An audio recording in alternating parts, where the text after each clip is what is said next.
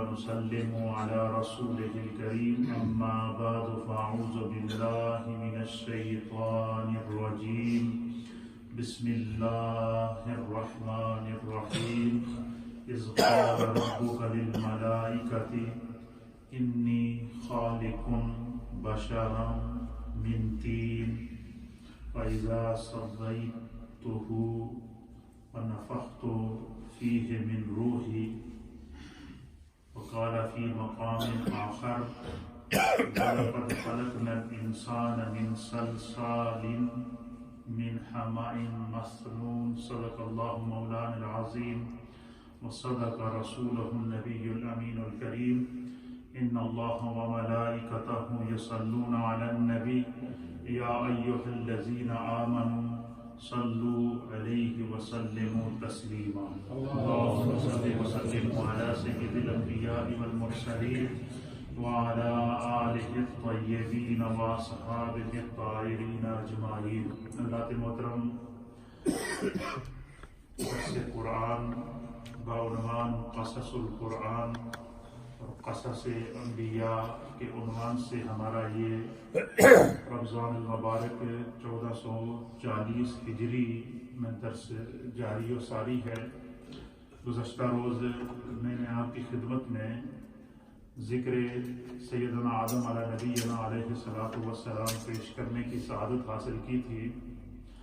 تو اس میں نے آپ کی خدمت میں یہ بتایا تھا کہ قرآن حکیم فرقان مجید میں 10 صورتوں میں 25 آیات کے اندر اللہ تعالیٰ نے حضرت سیدنا آدم علیہ السلام کا تذکرہ کیا تھا، اور ان تمام آیات کی تفصیل میں نے آپ کی خدمت میں کل کے درس میں پیش کر دی تھی. آج کا درس ہے کہ اللہ تعالیٰ نے حضرت آدم علیہ السلام کو مٹی سے پیدا کیا. کس سے پیدا کیا؟ اور یہ جو اللہ نے مخلوق بنائی ہے، اس مخلوق کو اللہ تعالیٰ نے مختلف انداز سے پیدا کیا ہے، اور اس مخلوق کے اندر مفسرین اور محدثین لکھتے ہیں کہ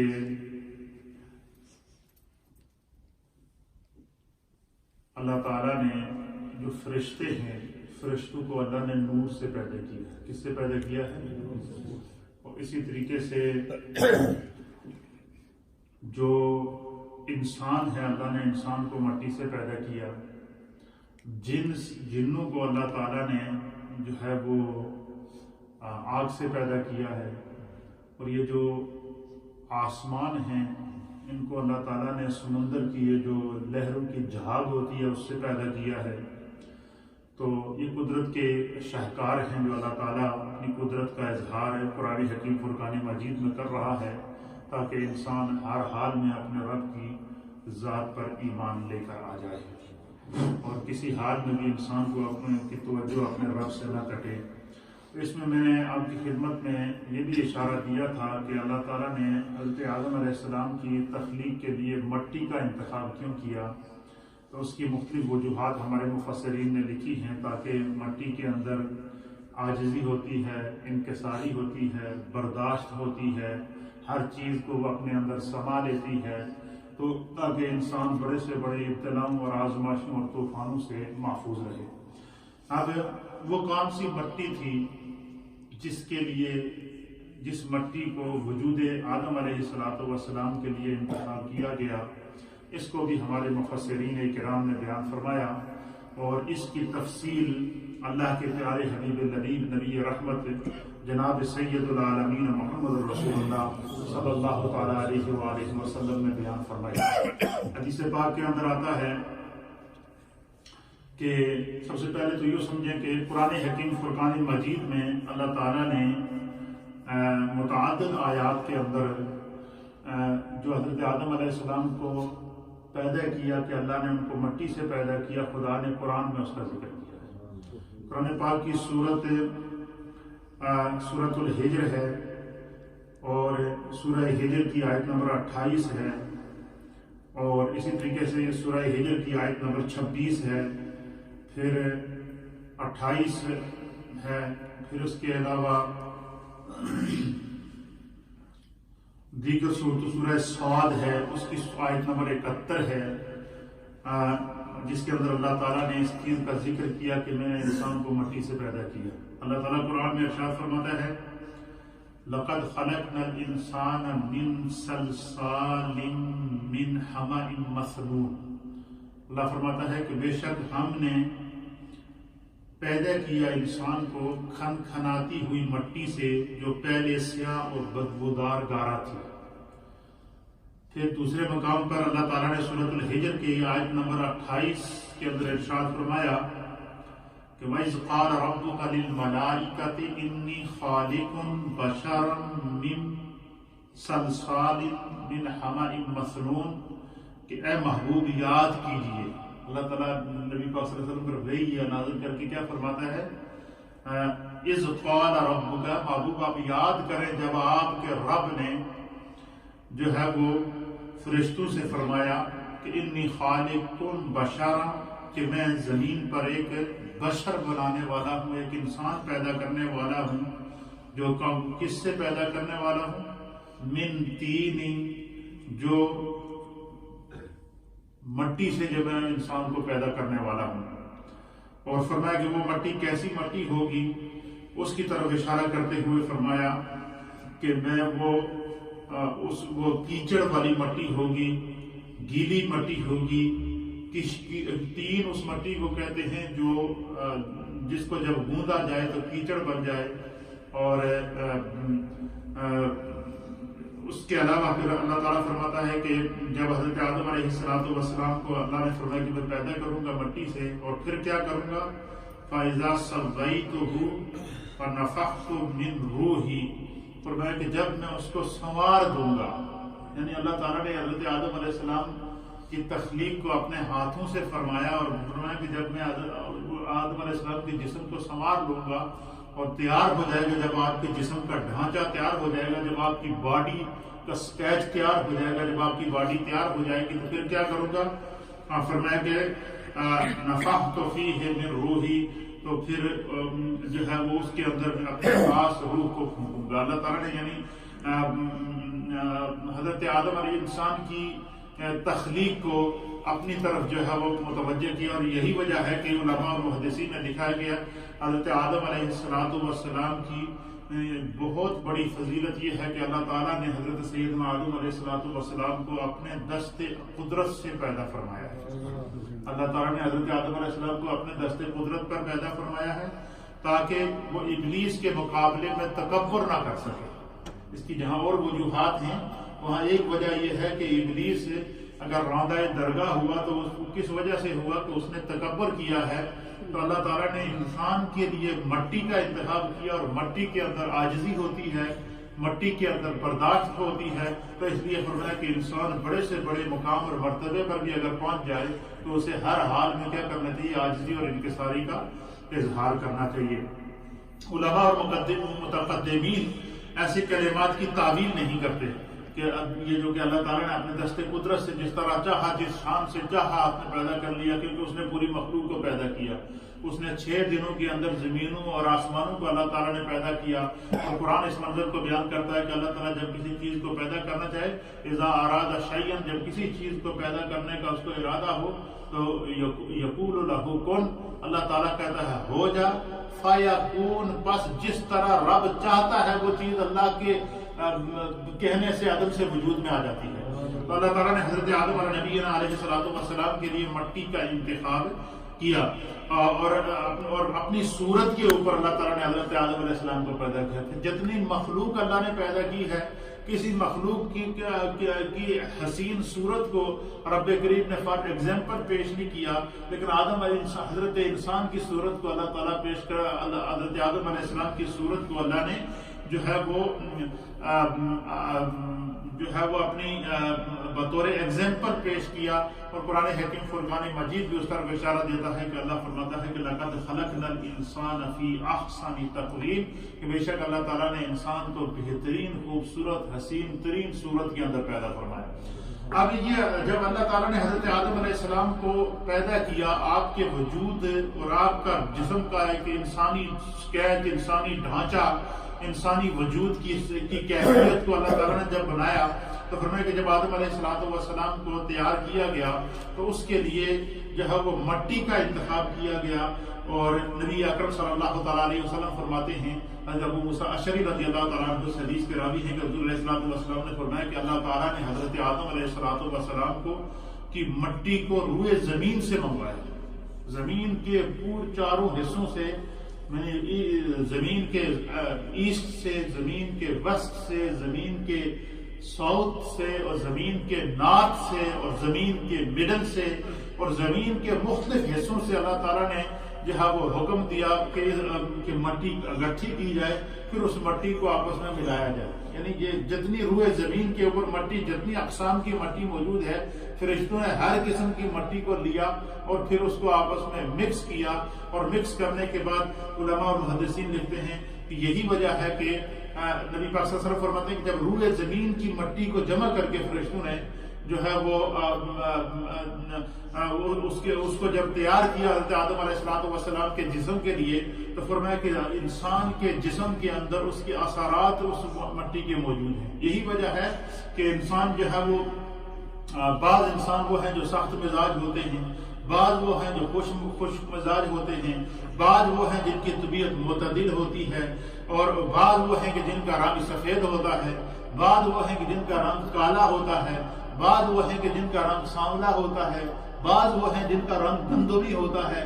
یہ انسان، آپ نے دیکھا کہ دنیا میں جتنے اللہ نے انسان پیدا کیا، ہر انسان کی صورت دوسرے سے مختلف ہے، چاہے ایک گھر میں ہی ایک ماں باپ کی اولاد ہی کیوں نہ ہو، ان سب کی جو حیت ہے، ان کا جو چہرہ ہے، ان کا جو ڈھانچہ ہے، وہ ایک دوسرے سے مختلف ہے۔ اچھا، اور پھر سب کے مزاج ایک دوسرے سے مختلف ہیں یا نہیں ہیں؟ اس کی وجہ کیا ہے؟ نبی پاک صلی اللہ علیہ وسلم نے فرمایا کہ جس طرح کی زمین ہوتی ہے، اور جس طرح زمین کے اثرات ہوتے ہیں، جس طرح اس مٹی کی کیفیت ہوتی ہے، اور انسان کے جسم کے اندر جس طرح کی، جس جگہ کی مٹی ہوتی ہے، اسی جگہ کا مزاج، اسی جگہ کی تاثیر، اسی طرح کی تاثیر اس کے انسان کے مزاج اور اس کے جسم اور اس کے اخلاق اور اس کے کردار پر مرتب ہوتی ہے۔ تو اس کے اثرات انسان کی زندگی کے اوپر موجود ہوتی ہیں۔ یہ جو مختلف رنگیں ہیں، کوئی کالا ہے، کوئی سفید ہے، کوئی گندمی ہے، کوئی جو ہے وہ سانولا ہے، یہ انسان کے مختلف کلر ہیں۔ اس کی وجہ کیا ہے؟ نبی پاک صلی اللہ علیہ وسلم نے فرمایا کہ کوئی مٹی، جب جبریل علیہ السلام اور دیگر جب فرشتوں نے جب مٹی کو اکٹھا کیا، تو کوئی مٹی وہ تھی جس کا کلر سفید تھا، کوئی مٹی وہ تھی جس کا کلر کالا تھا، کوئی مٹی وہ تھی جس کا کلر سرخ تھا، کوئی مٹی وہ تھی جس کا کلر سانولا تھا۔ تو جس مٹی کا عنصر انسان کے اندر پایا جاتا ہے، اسی طرح کا کلر بھی اللہ تعالیٰ نے اس کی صورت سے ظاہر فرمایا ہے۔ یہ چیز سمجھنے کے لیے ضروری ہے۔ اچھا، اس کے لیے جو ہے وہ علماء اور محدثین نے لکھا ہے کہ صحابہ اکرام سرکار دو عالم صلی اللہ علیہ وسلم فرمائے کہ حضور علیہ السلام نے انسانیت کی ہسٹری بیان فرمائی حضرت آدم علیہ السلام کی، کہ آپ کی جب پیدا کیا گیا تو مٹی کو جب لینے کے لیے اللہ تعالیٰ نے فرشتوں کو سے مشورہ کیا، پھر فرشتوں کو حکم دیا، تو اللہ تعالیٰ نے سب سے پہلے، حدیث کے اندر آتا ہے کہ سب سے پہلے اللہ تعالیٰ نے حضرت جبریل امین کو بھیجا اور کہا کہ تم ایسا کرو کہ زمین پر جاؤ۔ اور اس روایت کو علامہ ابن کثیر نے تاریخ ابن کثیر کے اندر نقل فرمایا ہے۔ اسی طرح علامہ ساوی نے جلالین کے حاشیے کے اوپر اس واقعے کو نقل فرمایا ہے۔ علامہ فخر الدین رازی رحمۃ اللہ علیہ نے تفسیر کبیر کے اندر اس واقعے کی طرف اشارہ فرمایا ہے کہ اللہ کے حبیب علیہ السلام فرماتے ہیں کہ جب اللہ تعالیٰ نے حضرت آدم علیہ السلام کو پیدا کرنا چاہا تو سب سے پہلے اللہ نے جبریل علیہ السلام کو بھیجا اور کہا کہ تم زمین پر جاؤ اور زمین کے مختلف حصوں سے جو ہے وہ چاروں جہتوں سے مٹی اٹھا کے لاؤ۔ اب جب جبریل علیہ السلام مٹی لینے کے لیے زمین پر آئے تو آپ نے زمین سے کہا کہ میں اللہ کی طرف سے آیا ہوں اور میں تجھ سے جو ہے وہ مٹی اٹھانا چاہتا ہوں، تو چونکہ مٹی تیرے وجود کا حصہ ہے لہذا میں اس وقت تک تم میں ہاتھ نہیں ڈالوں گا جب تک کہ تو اجازت نہ دے۔ کس سے کہا؟ زمین سے۔ جبریل علیہ السلام نے کیا کہا کہ میں تم سے مٹی لینے کے لیے آیا ہوں، لیکن چونکہ یہ مٹی تیرے وجود کا حصہ ہے تو میں اس جو ہے وہ تم مجھے اجازت دو تو میں تمہارے جسم سے، تمہارے اوپر سے مٹی کو اٹھاؤں اور اٹھا کر لے جاؤں۔ تو زمین نے عرض کیا جبریل علیہ السلام سے کہ جب تم میرے جسم سے مٹی اٹھاؤ گے تو میرے جسم میں تو عیب آ جائے گا، اس میں کمی آ جائے گی۔ تو کہتے ہیں نبی پاک صلی اللہ علیہ وسلم کہ زمین نے حضرت جبریل سے کہا کہ میں تمہیں مٹی اپنے جسم سے مٹی اٹھانے کی اجازت نہیں دیتی، میں تم سے اللہ کی پناہ مانگتی ہوں۔ زمین نے انکار کر دیا مٹی دینے سے۔ کیا کر دیا؟ جب زمین نے انکار کر دیا، جب زمین نے یہ کہا کہ جبریل میں تم سے اللہ کی پناہ میں آتی ہوں، جب زمین نے اللہ کی پناہ لے لی، اب حضرت جبریل کہتے ہیں کہ میری یہ ہمت نہیں ہوئی کہ زمین خدا کی پناہ میں آئے اور خدا کی پناہ میں میں ہاتھ ڈالوں، یہ کیسا ہو سکتا ہے؟ تو جبریل علیہ السلام مٹی لیے بغیر واپس چلے گئے۔ کیا ہو گئے؟ واپس چلے گئے اور اللہ کی بارگاہ میں عرض کیا کہ یا رب کریم، میں تیرے حکم کی تعمیر کے لیے پہنچا تھا وہاں پر، اور زمین نے مجھے اجازت دینے کے بجائے وہ تیری پناہ میں آ گئی، تو جو چیز تیری پناہ میں آ گئی ہے میں اس میں کیسے حصہ ڈالوں، کیسے میں اس سے اٹھاؤں؟ تو اس لیے میں واپس آ گیا۔ اللہ میں تجھ سے تیری بارگاہ میں یہ اپنا عذر پیش کرتا ہوں۔ اللہ تعالیٰ نے حضرت جبریل علیہ السلام کی اس بات کو سنا، اور سننے کے بعد اللہ تعالیٰ نے حضرت میکائیل علیہ السلام کو حکم دیا کہ میکائیل، جبریل کو تو زمین نے مٹی دینے سے انکار کر دیا، لہذا تو جا کے زمین سے مٹی لے کر آ تاکہ اس زمین سے میں انسان بناؤں، انسان پیدا کروں۔ کہتے ہیں کہ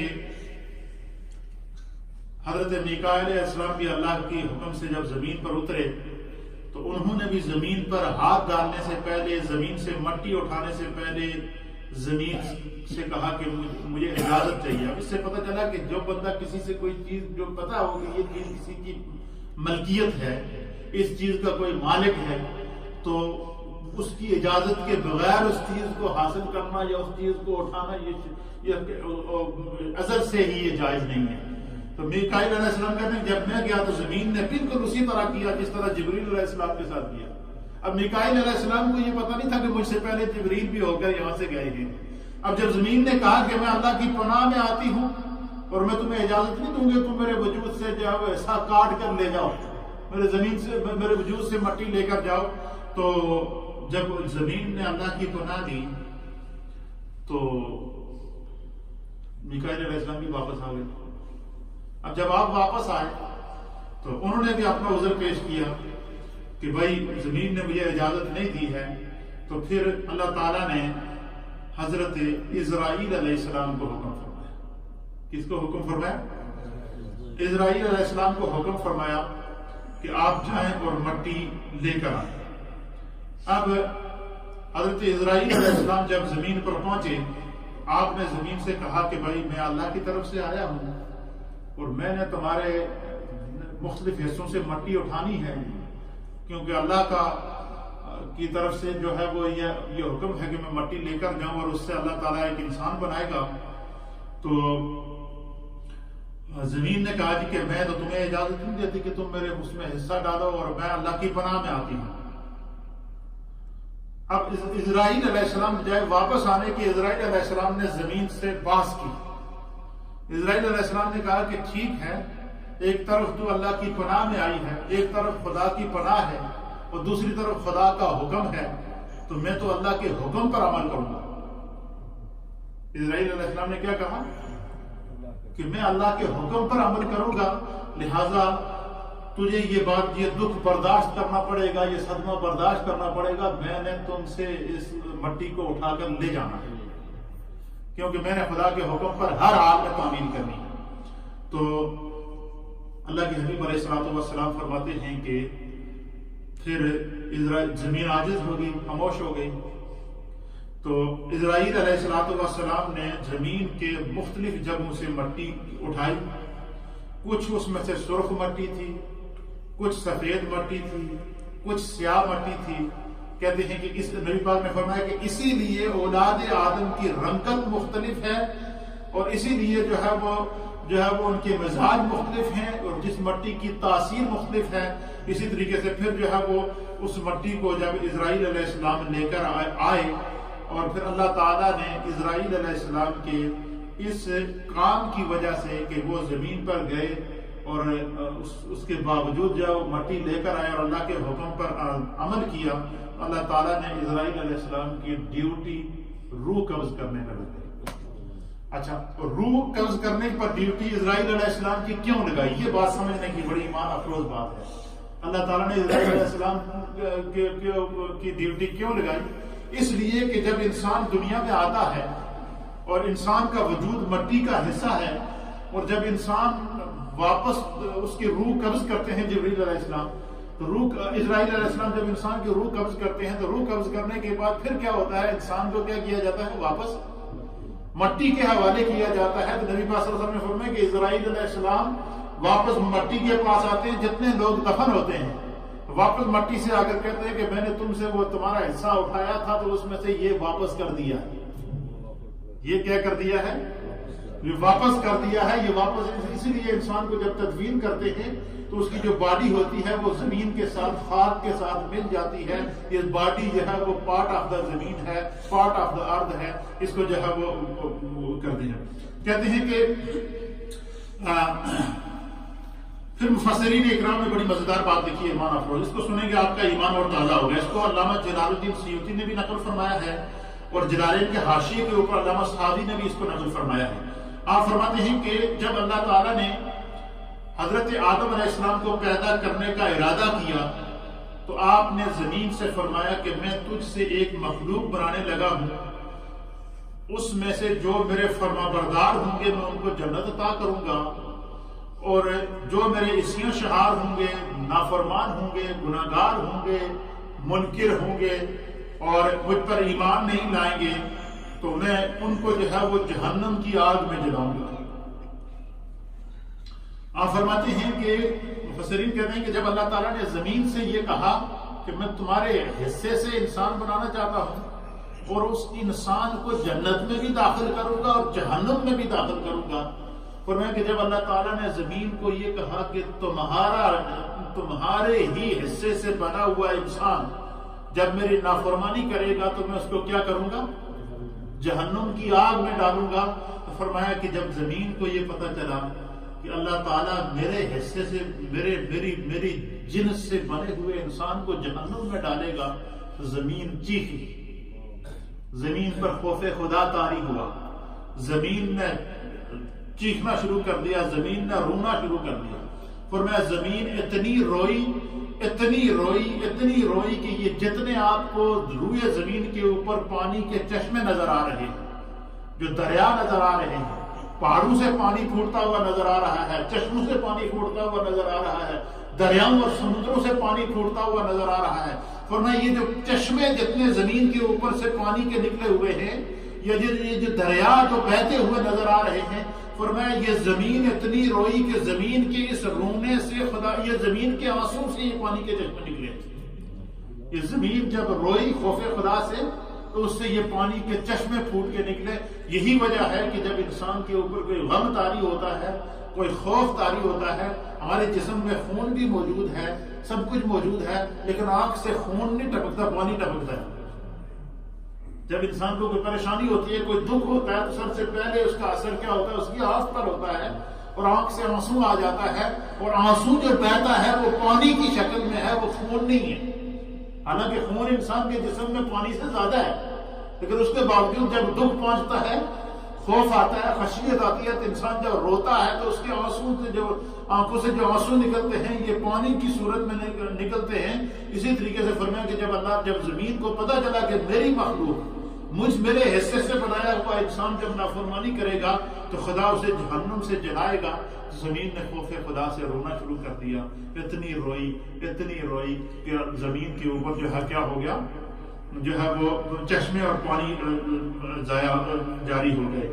فرمایا کہ رب تعالیٰ کے ہاں یہ سن کر زمین اتنی روئی کہ رونے سے چشمے جاری ہو گئے جو روز حشر تک جاری رہیں گے۔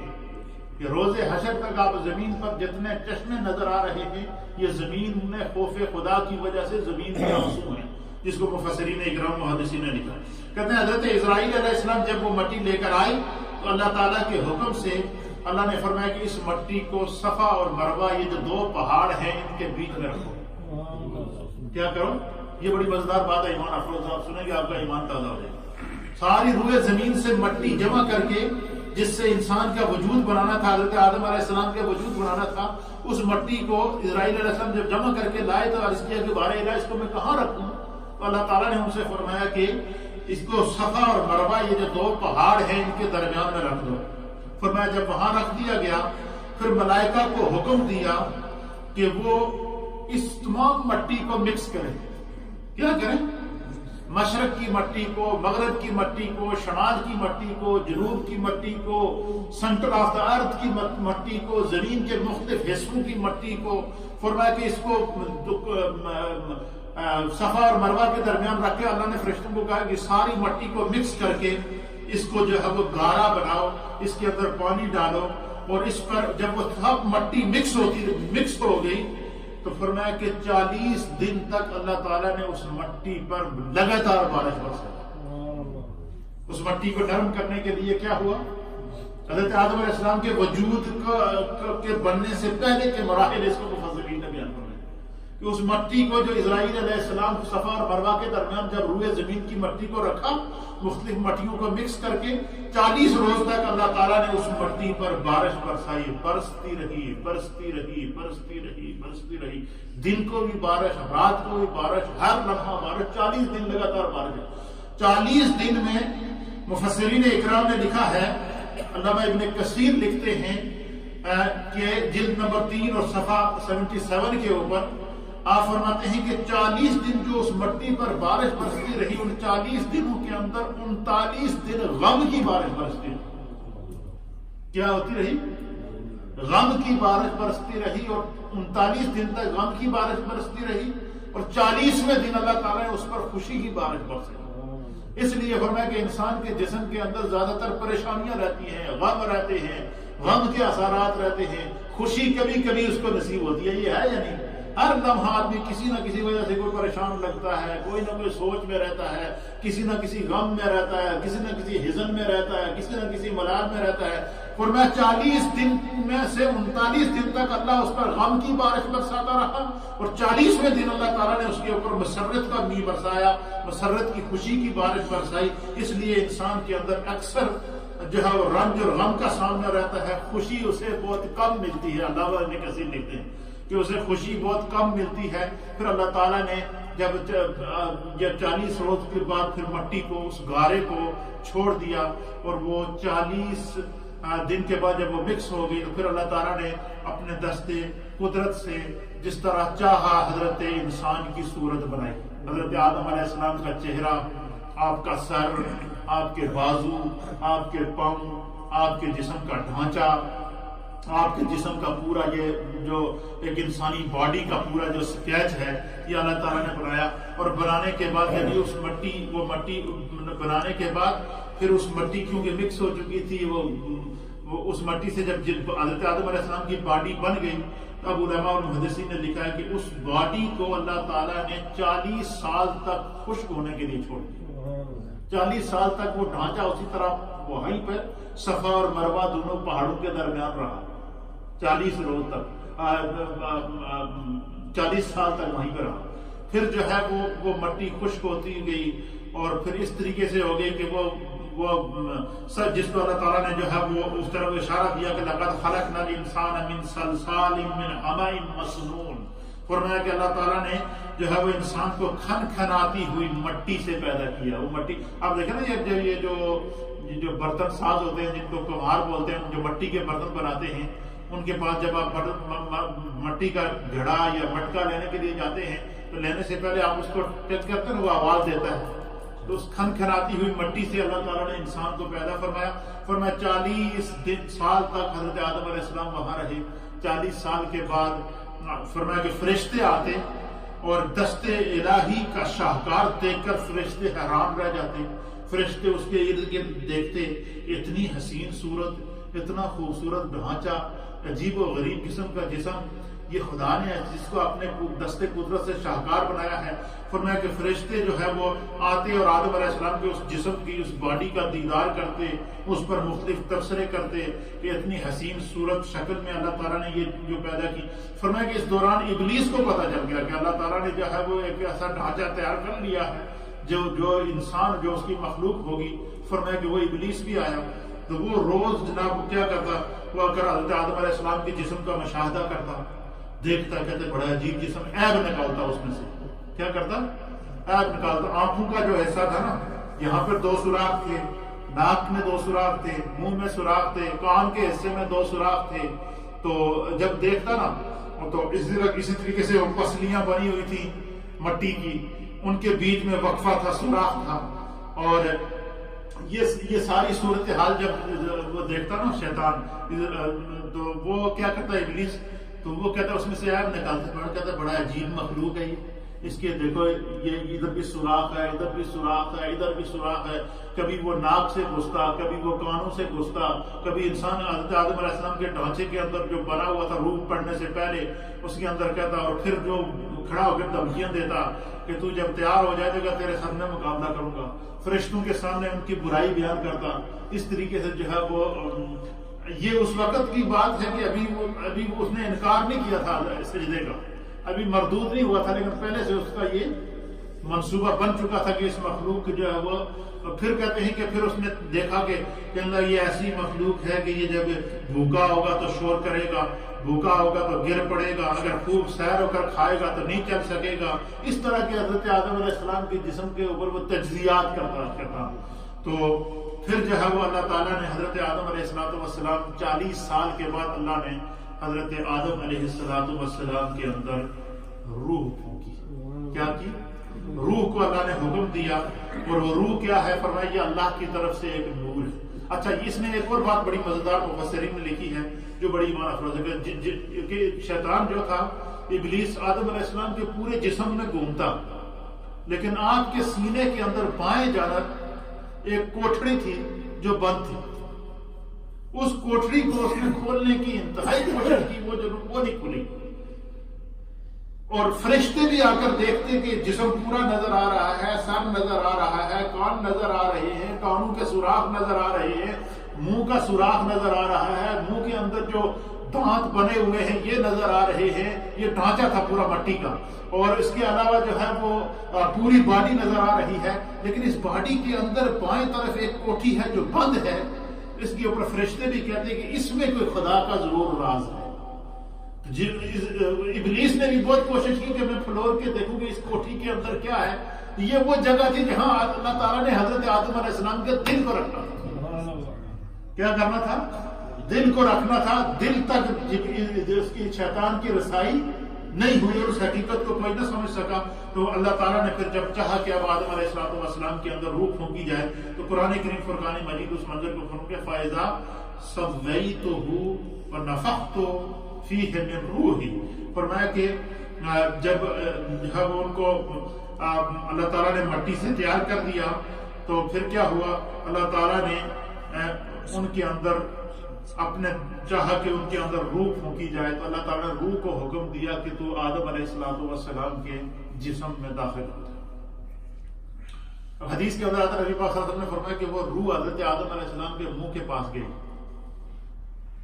اور وہاں جا کر رک گئی، اس میں خوف طاری ہو، خشیت طاری ہو، اور وہ اس لیے رک گئی کہ کیونکہ روح نور تھی اور سامنے مٹی تھی، اور اس کے اندر جاتے ہوئے اس کو خوف طاری ہوا، وہ رک گئی، کوشش کے باوجود اندر نہ داخل ہوئی۔ تو نبی پاک صلی اللہ علیہ وسلم نے فرمایا کہ پھر اللہ تعالیٰ نے آدم علیہ السلام کی پیشانی میں روح سے پہلے مجھ محمد کا نور رکھا، نور مصطفیٰ کو حضور نے فرمایا کہ اول ما خلق اللہ النوری، اللہ تعالیٰ نے کائنات میں سب سے پہلے میرے نور کو پیدا فرمایا۔ فرمایا کہ روح اندر داخل نہیں ہو رہی تھی، روح بھی خوفزدہ تھی اس جسم میں داخل ہونے کے لیے، تو اللہ تعالیٰ نے کیا کیا کہ نور محمدی کو پیشانی آدم علیہ السلام میں رکھا۔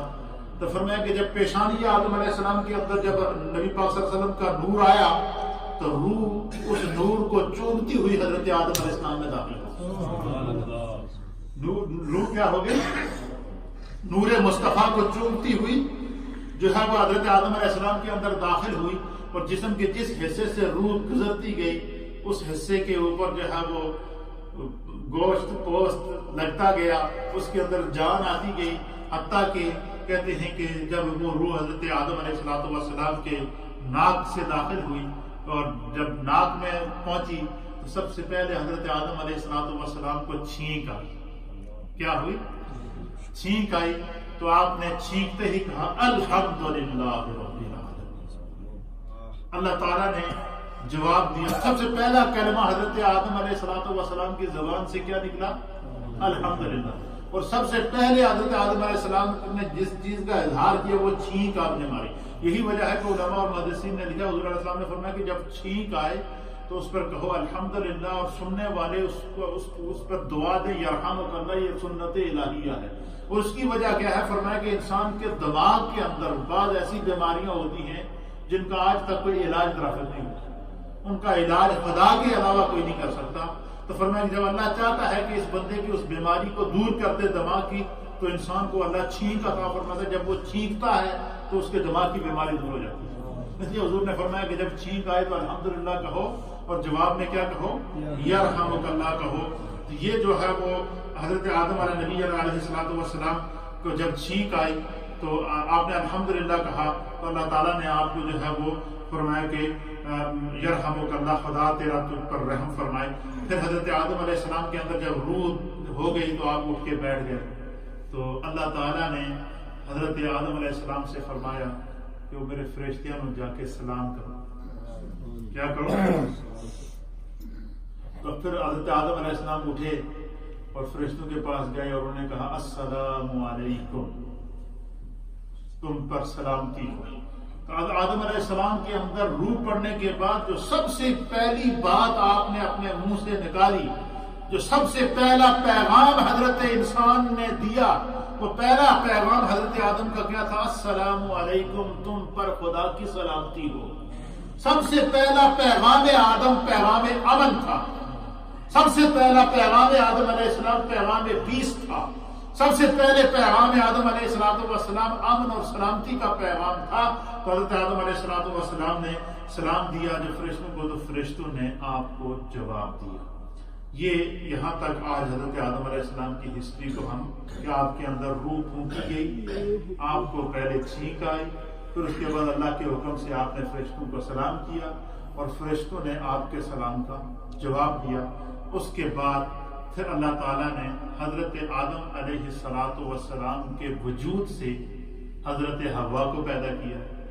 وہ کیسے پیدائش ہوئی؟ حضرت حوا کی عورت کی پیدائش کیسے ہوئی؟ پھر اس کے بعد اللہ تعالیٰ نے آپ کے وجود سے نسل انسانی کو چلایا، وہ کیسے چلی؟